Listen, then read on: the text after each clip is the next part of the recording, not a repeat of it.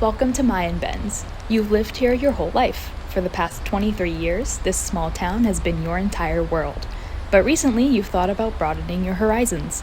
You're about to start your journey to who knows where, but before you head out, what's the harm in taking one more look around? This is Mayin Bends, so this is my 2D platformer based around living in a small town, and then eventually you have to go out on your own. But this is kind of your last look around the place before you head out.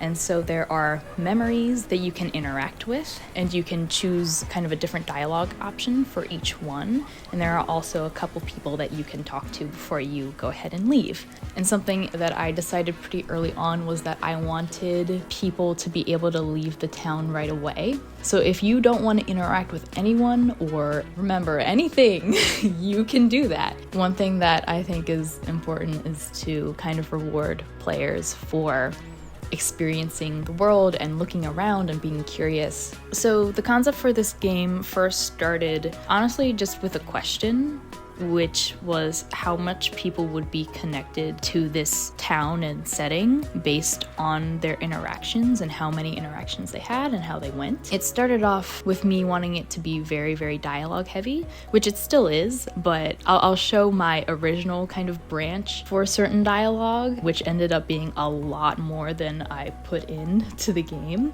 My first go around with this was to kind of create an entire story, and by the end of my process, I settled on this is something that I would consider to be a demo or a first chapter to a larger story. And so what I wanted to do here was just really establish, your character and her relationships with the people of the town and her relationship with the town itself. For each memory and each person, I also try to mention someone else or, another character that's present or place that's present. So in Nancy's dialogue, Walter is mentioned. So everyone kind of knows each other and all these characters aren't isolated because that's not what a small town is.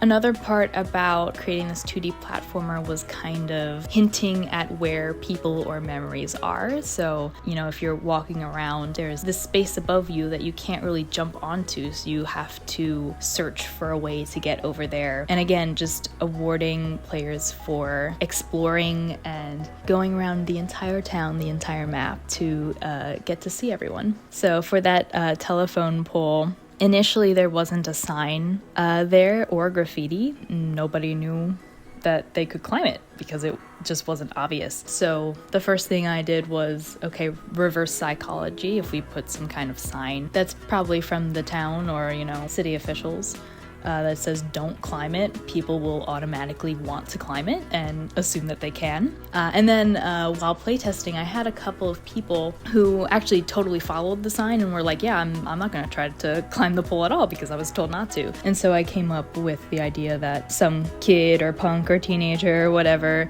went around and was graffitiing things on the wall, and one of the things that they did was climb the pole. So our friend Estelle mentions that big tech corporation, which I've named it Next Tech for right now, that's coming in on basically to the very right of the town. You can see all the caution tape and boxes being set up for the construction of the building. There's just a big forest to the left of the town, and you can either decide that you prefer the forest or you kind of like the idea of having something high-tech in there. And then you get a little drop that, maybe someone got lost in there 6 years ago. Maybe a first-time hiker or something, and the town's trying to forget about it. So that's another thing where I really tried to make the town feel lived in, where everyone knows each other. There's, a past history to it that you're kind of discovering the more that you go around. All of these interactions can, there's no linear way to do this. So I like that if you have already interacted with someone named Gemma, you know who you're talking about here. But if not, eventually you'll get to meet her and learn more about her. And so here's Gemma, who we just had a little memory about, and she's quite the character. I kind of consider her to be a little bit of a crazy cat lady of the town. All the cats around are hers, and she's gonna warn you to not leave Mayin Bends. She super doesn't want you to leave, and she says it's been foretold in the clouds. And you can either say the one that looks like poison ivy or the one that looks like a duck. And she's like, obviously not that one. Something bad's gonna happen if you leave. And you say, I think the town's just gonna be fine. And you get the feeling that Gemma's probably gonna miss you. So Dakari owns the coffee shop that is right to the left of him. So if you move to the right, at the very beginning of the game, you can kind of see his feet, but you can't get up there. You can't jump up there unless you make the jump from the little psychic office that you can get to. So there are a couple ways that you can kind of go around and traverse things. So there's your little rundown vehicle that's packed with boxes filled with clothes, knickknacks, and all essential kitchen supplies. Are you ready to leave Mayin Bends? And you can either say yes or no. If you say no, it'll just loop around again so you can continue exploring. If you click on yes, you drive away, leaving everything you know behind. You feel ready, I think, or scared, honestly. That's good to hear. You drive away, making your way down a twisting road. You put music on to pass the time. The song that plays feels longer than you remember. Maybe you should change the music. Welcome to Mayin Bends. You've lived here your whole life. For the past 23 years, this small town has been your entire world. You love it here. Recently, you've thought about broadening your horizons, and even though it hurts you to leave, you know all roads lead back to Mayin Bends eventually. You're about to start your journey to who knows where, but before you head out, what's the harm in taking one more look around? So now we're getting to part 2. One thing I love story, I love dialogue, and I love when creators really put a lot of thought and effort into what they're showing the player. And so for this, it is almost exactly the same spiel as the very first thing that you see when you open up the game. I love that when you first open up the game, it's nice and pink, it's cheery, you hear birds and fun music, so there's really no harm in taking one look around. You're not thinking about that. But now perhaps you're viewing this text in a different light. All roads lead back to Mayin Bends. And then you get a couple more all roads lead back to Mayin Bends, as well as all roads leading back to Mayin Bends. And now you are, if you look in the left corner, currently in Mayin Bends, but with a question mark. The idea with this was to kind of have this town that was once filled with so many memories and people, you can't really interact with that anymore. Just looks slightly different, slightly more sinister. And this is another thing while I was writing dialogue or memories, I wanted to give a lot of different reasons why this might be happening.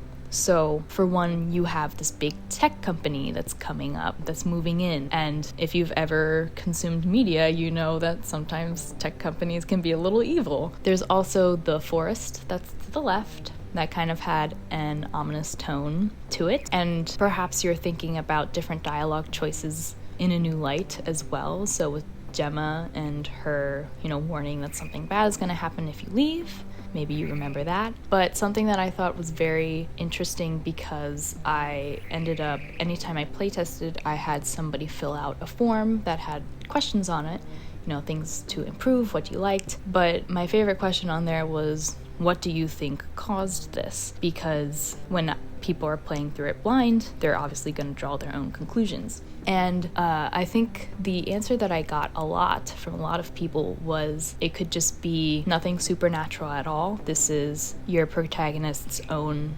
anxiety about leaving this small town, something that a lot of people relate to. So while playtesting, I think it was really interesting that people connected to it in that way. My goal was to hopefully make it seem like it's conceivable that it could be anything and really leave it up to what somebody wants to interpret it as.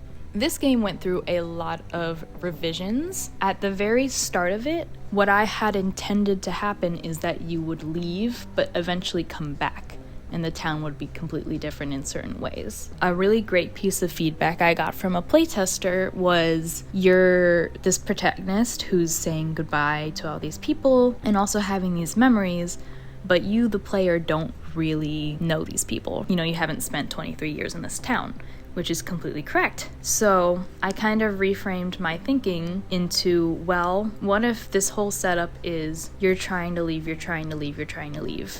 but you just can't. instead of leaving and then coming back when there's not really a connection that the player can create when, you only have a couple of lines of dialogue, perhaps you keep coming back and you keep getting to know these characters more and more and more as you continue to try and figure out the mystery. So when you do decide to leave, which if you end up clicking, the stay option, you'll stay, you won't move. It'll just give you one final welcome to Mayin Bends. Why are you trying to leave? And you've reached the end of the demo for Leaving Mayin Bends. And so one day you may be able to break this loop, just not today because this is all I've made so far, but you can always explore more. So like I said, there are completely different dialogue options if you pick different things. And so you can either quit, that will just exit out the application entirely, or you can play again and that'll just take you to the main screen where you can go ahead and start.